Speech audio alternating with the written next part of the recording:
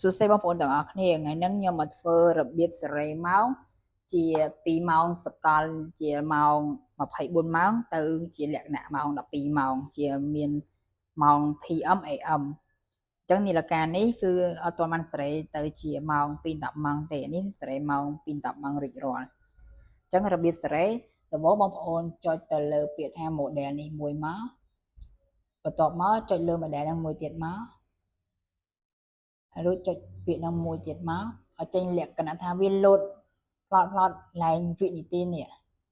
អញ្ចឹងបងប្អូនអាចចុចទៅលើពាក្យថា restart អូខេតមកចុចពាក្យ restart នេះមួយទៀតមកឲ្យវាលោតទៅកន្លែងម៉ោងអញ្ចឹង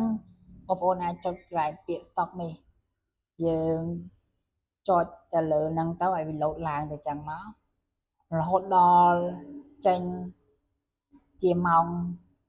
AM បែបនេះឥឡូវម៉ោង AM នេះម៉ោង12យប់ចឹងសេរីមកតែឥឡូវពេលវេលានេះគឺវានៅម៉ោង1ថ្ងៃត្រង់ចឹងខ្ញុំត្រូវយកម៉ោង1 PM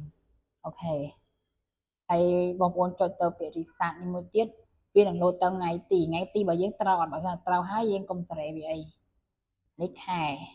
ថ្ងៃយើងត្រូវអញ្ចឹងយើងអាចចុចពាក្យថា model វិញទៅវានឹងលោតមកធម្មតាវិញហើយរបៀបមួយទៀតខ្ញុំប្រាប់ពីរបៀបសេរីដាក់ម៉ោងរោអញ្ចឹងបងប្អូនចុចទៅលើពាក្យ model នឹងមួយទៀតមកហើយចុចពាក្យ model នឹងមួយទៀតមកនេះជាម៉ោងរោអញ្ចឹងបងប្អូនអាចសេរីដាក់ម៉ោងរោបងប្អូនចង់ឲ្យរោម៉ោង7ព្រឹកអញ្ចឹងពីលក្ខណៈ AM អញ្ចឹងក៏បានឬក៏បងប្អូនថាចង់ឲ្យរោម៉ោង7ព្រឹកទេចង់ឲ្យរោម៉ោង8ម៉ោង9ម៉ោង10អីតាមអ្វីដែលបងប្អូន